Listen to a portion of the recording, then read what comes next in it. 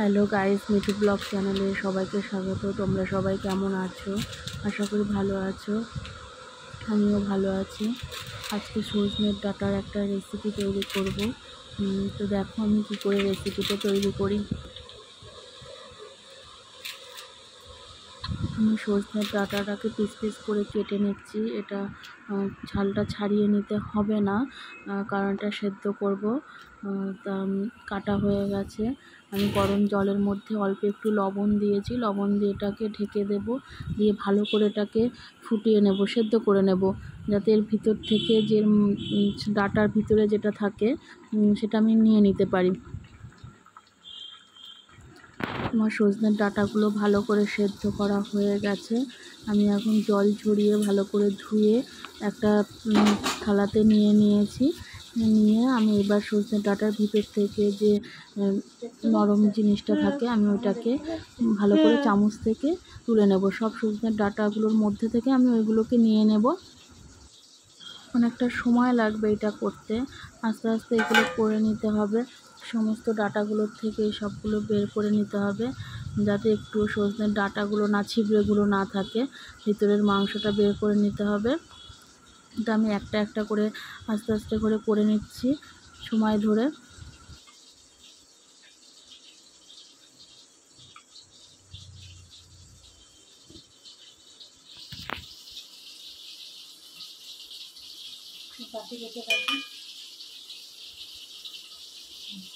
সজনের ডাঁটাগুলোর থেকে আমি সব ভিতরের মাংসগুলো বের করে নিয়েছি।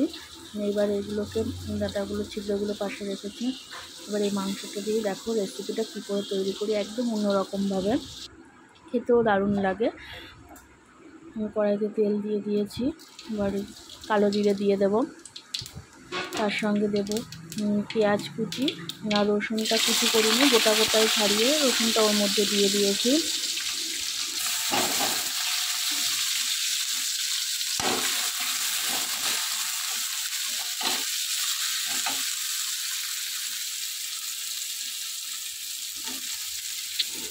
আমি এর মধ্যে গোটা কাঁচা লঙ্কা দিয়ে দেব, আর দুটো মতন শুকনো লঙ্কা দিয়ে দেব।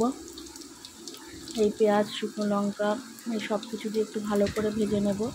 আর দেবো একটু হলুদ আর লবণ দিয়ে ভালো করে একটু কষিয়ে নিতে হবে। পেঁয়াজগুলো যাতে একটু ভাজা ভাজা হয়, এরকম করে কষিয়ে নিতে হবে।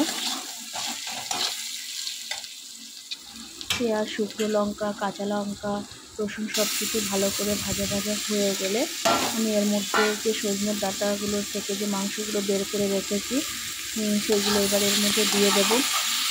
দিয়ে ভালো করে ভেজে নিতে হবে। যে সজনের ডাঁটাগুলোর মধ্যে যে জল রয়েছে এগুলো পুরো শুকনো হয়ে যাবে। ভালো করে ভেজে নেব। এটাকে এবার নেড়ে চেড়ে ঢেকে দিতে হবে।